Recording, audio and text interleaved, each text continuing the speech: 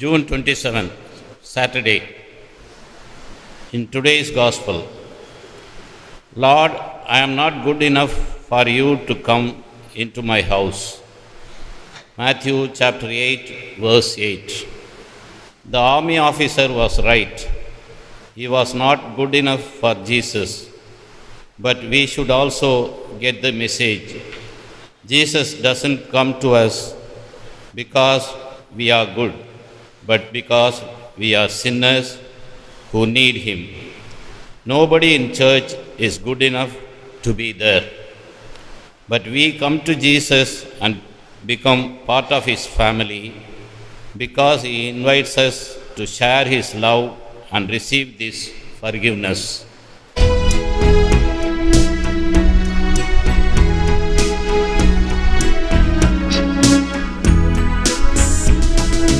ஆண்டவரே, எனது உள்ளம் போற்றி பெருமைப்படுத்துகின்றது.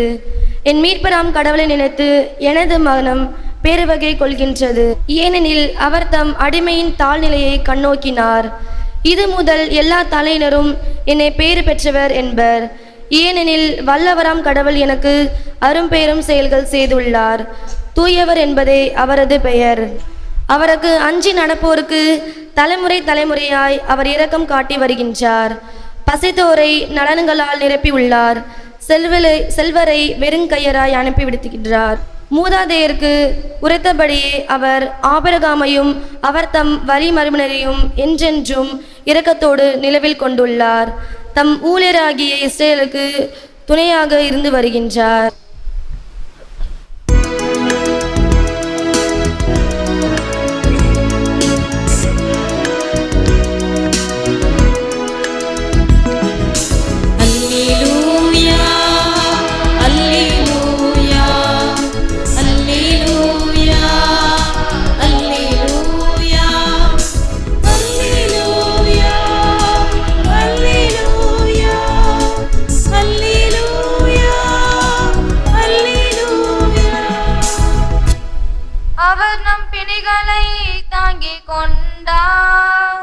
நம் துன்பங்களை சுமந்து கொண்டார். அல்லேலூயா. ஆண்டவர் உங்களோடு இருப்பாராக. உம்மோடும் இருப்பாராக. புனித மத்தேயு எழுதிய நற்செய்தியிலிருந்து வாசகம். ஆண்டவரே உமக்கு மகிமை. அக்காலத்தில் இயேசு கபர்நாவுமுக்கு சென்றபோது நூற்றுவர் தலைவர் ஒருவர் அவரிடம் உதவி வேண்டி வந்தார். ஐயா, என் பையன் முடக்குவாதத்தால் மிகுந்த வேதனையுடன் படுத்து கிடக்கிறான் என்றார். இயேசு அவரிடம், நான் வந்து அவனை குணமாக்குவேன் என்றார். நூற்றுவர் தலைவர் மறுமொழியாக, ஐயா, நீர் என் வீட்டிற்குள் அடியெடுத்து வைக்க நான் தகுதியற்றவன். ஆனால் ஒரு வார்த்தை மட்டும் சொல்லும், என் பையன் நலமடைவான். நான் அதிகாரத்துக்கு உட்பட்டவன். என் அதிகாரத்துக்கு உட்பட்ட படைவீரரும் உள்ளனர். நான் அவர்களுள் ஒருவரிடம் செல்க என்றால் அவர் செல்கிறார், வேறு ஒருவரிடம் வருக என்றால் அவர் வருகிறார். என் பணியாளரை பார்த்து இதை செய்க என்றால் அவர் செய்கிறார் என்றார். இதை கேட்டு இயேசு வியந்து தம்மை பின்தொடர்ந்து வந்தவர்களை நோக்கி, உறுதியாக உங்களுக்கு சொல்லுகிறேன், இஸ்ராயலர் யாரிடமும் இத்தகைய நம்பிக்கையை நான் கண்டதில்லை. கிழக்கிலும் மேற்கிலும் இருந்து பலர் வந்து ஆபிரகாம், ஈசாக்கு, யாக்கோபு ஆகியோருடன் விண்ணரசின் பந்தியில் அமர்வர். அரசுக்கு உரியவர்களோ புறம்பாக உள்ள இருளில் தள்ளப்படுவார்கள். அங்கே அழுகையும் அங்கலாய்ப்பும் இருக்கும் என்றார். பின்னர் இயேசு நூற்றுவர் தலைவரை நோக்கி, நீர் போகலாம், நீர் நம்பிய வண்ணமே உமக்கு நிகழும் என்றார். அந்நேரமே பையன் குணமடைந்தான். இயேசு பேதுருவின் வீட்டுக்குள் சென்றபோது பேதுருவின் மாமியார் காய்ச்சலாய் படுத்திருப்பதை கண்டார். இயேசு அவரது கையை தொட்டதும் காய்ச்சல் அவரை விட்டு நீங்கிற்று. அவரும் எழுந்து இயேசுவுக்கு பணிவிடை செய்தார். பேய் பிடித்த பலரை மாலை வேளையில் இயேசுவிடம் கொண்டு வந்தனர். அவர் ஒரு வார்த்தை சொல்ல அசுத்த ஆவிகள் ஓடி போயின. மேலும் எல்லா நோயாளர்களையும் அவர் குணமாக்கினார். இவ்வாறு அவர் நம் பிணிகளை தாங்கிக் கொண்டார், நம் துன்பங்களை சுமந்து கொண்டார் என்று இறைவாக்கினர் ஏசையா உரைத்தது நிறைவேறியது. இது கிறிஸ்து வழங்கும் வாழ்வு தரும் நற்செய்தி. கிறிஸ்துவே உமக்கு புகழ். Lord, I am not worthy to have you come under my roof, but only say the word. ஆண்டவரே, நீர் என் வீட்டிற்குள் அடியெடுத்து வைக்க நான் தகுதியற்றவன், ஆனால் ஒரு வார்த்தை மட்டும் சொல்லும். இயேசுவில் அன்பான சகோதர சகோதரிகளே, அன்பான பிள்ளைகளே, அன்பான தொலைக்காட்சி விசுவாசிகளே, He is there when I need a word of comfort.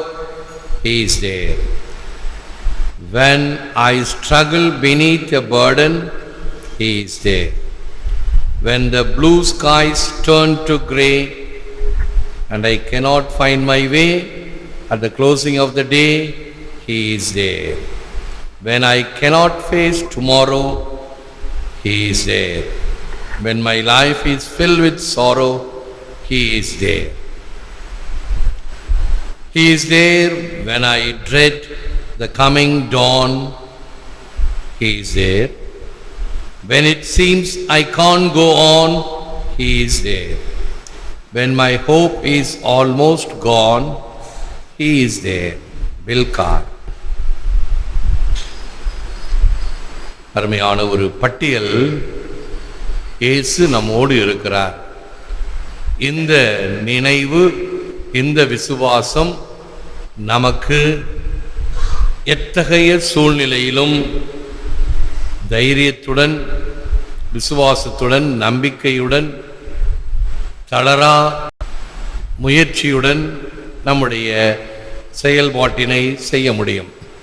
தொடர் திருப்பலியை வைத்து செபித்து கொண்டிருக்கிறார்கள்.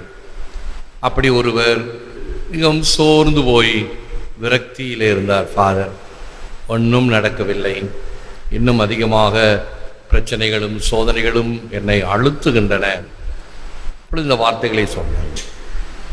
இப்பொழுதுதான் இன்னும் அதிகமாக நம்பிக்கையுடனும் விசுவாசத்துடனும் இயேசு என்னோடு இருக்கிறார் என்று நம்புங்கள், விசுவசியுங்கள். எந்த விசுவாசமுள்ள ஜெபமும் வீணாக போகாது என்று அவரை தேற்றி அனுப்பினேன். ஆனால் அது கடினம். எல்லா வகையான வழிகளும் அடைக்கப்பட்டு எந்த வகையிலும் செல்வதற்கு முடியவில்லை என்ற ஒரு அவநம்பிக்கையின் மத்தியிலே வாழ்வது என்பது மிக கடினம். ஒரு சில படங்களை நண்பர்கள் அனுப்புவார்கள். ஒருவருக்கு 2 கால்களும் இல்லை. அந்த 2 கால்களுக்கு பதிலாக மருத்துவ சிகிச்சையினால் குச்சியை வைத்துக் கொண்டு நடக்கின்றார்.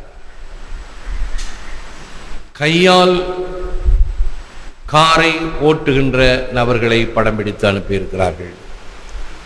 இவர்களுக்கெல்லாம் எத்தகைய நம்பிக்கை அவர்களை உந்தி தள்ளுகிறது.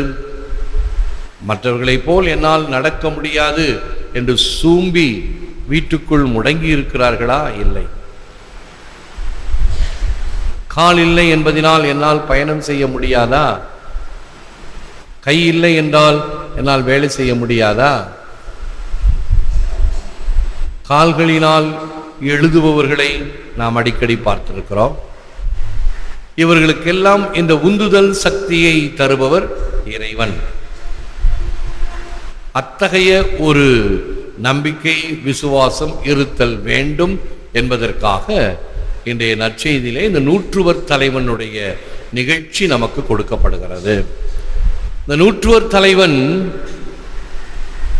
ஒரு ஜென்டாயில், வேறு இனத்தவர், யூத குலத்தவர் அல்ல. இயேசு அற்புதங்களை செய்தவர், அற்புதங்கள் செய்யும் போது பார்த்தவர் அல்ல. எந்த அற்புதத்தையும் அவர் பார்த்தவர் அல்ல.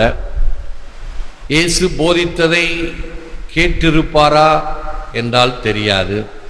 அவருடைய மலைப்பொழிவாகட்டும் அல்லது வேறு சமயங்களில் இயேசு கூறுவதை அவர் செவிமடுத்திருந்தாரா தெரியாது. ஆனால் ஒன்று மட்டும் அவருடைய உள்ளத்தில் இருந்தது, இந்த இயேசு என்னுடைய பிரச்சனையை இன்னும் அதிகமாக, என்னுடைய ஊழியக்காரன், என்னுடன் வேலை செய்கின்றவன், எனக்கு அடியில் இருப்பவனுடைய இந்த நிலைமையை மாற்றக்கூடியவர் என்பதை தெள்ளத் தெளிவாக புரிந்திருந்தது ஒன்று. இரண்டாவது, இயேசு தன்னுடைய வீட்டிற்கு வந்து அவன் தலை மீது கையை வைத்து ஆசீர்வதித்து அவனுக்கு சுகமளிக்க வேண்டும் என்று எதிர்பார்த்தவரும் அல்ல.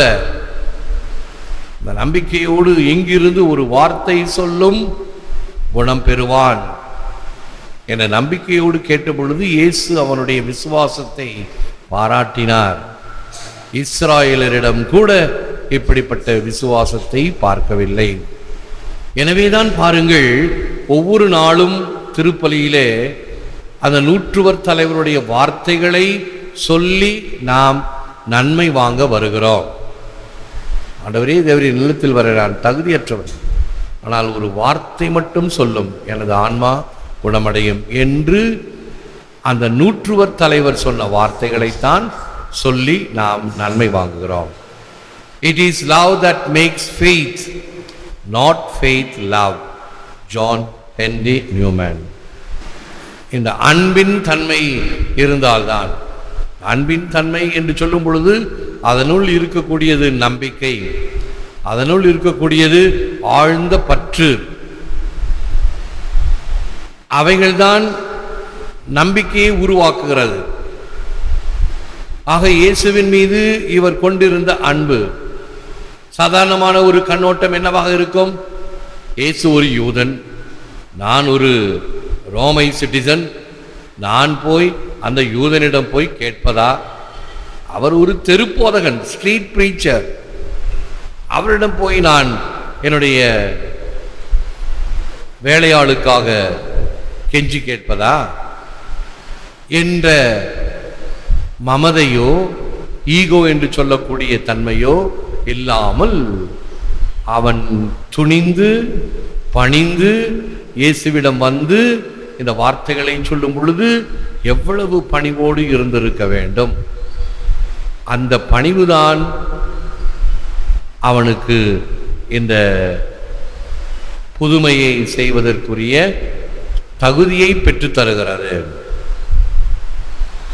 ஆக இந்த பணிவான தன்மையிலே தன்னுடைய அன்பை காட்டி விசுவாசத்துக்கெல்லாம் ஒரு எடுத்துக்காட்டாக விளங்குபவர் இந்த நூற்றுவர் தலைவன். தேவாரத்திலிருந்து ஒரு சில வார்த்தைகள். எல்லா உலகமும் ஆனாய் நீயே, ஏகம்பம் மேவி இருந்தாய் நீயே, நல்லாரை நன்மை அறிவாய் நீயே, ஞானச் சுடர் விளக்காய் நின்றாய் நீயே, பொல்லா வினைகள் அறுப்பாய் நீயே, புகழ் சேவடி என்மேல் வைத்தாய் நீயே, செல்வாய செல்வம் தருவாய் நீயே, செம்பொற் ஜோதி நீயே. எல்லா உலகமும் இருக்கின்ற நிரம்பி இருக்கின்ற இறைவன் நீ. ஏகம்பம் மேவி இருந்தாய். ஏகம் என்றால் ஒன்று, எல்லாவற்றுக்கும் ஒன்றாக இருக்கக்கூடிய ஒரே கடவுளாக இருக்கிறாய். நல்லாரை நன்மை அறிவாய் நீ, நன்மைத்தனத்தை அறிவாய், உள்ளத்தின் ஆழத்திலே இருக்கக்கூடிய நன்மைத்தனம். ஞானச் சுடர் விளக்காய் நின்றாய், ஞானங்களுக்கெல்லாம் ஒரு விளக்காக.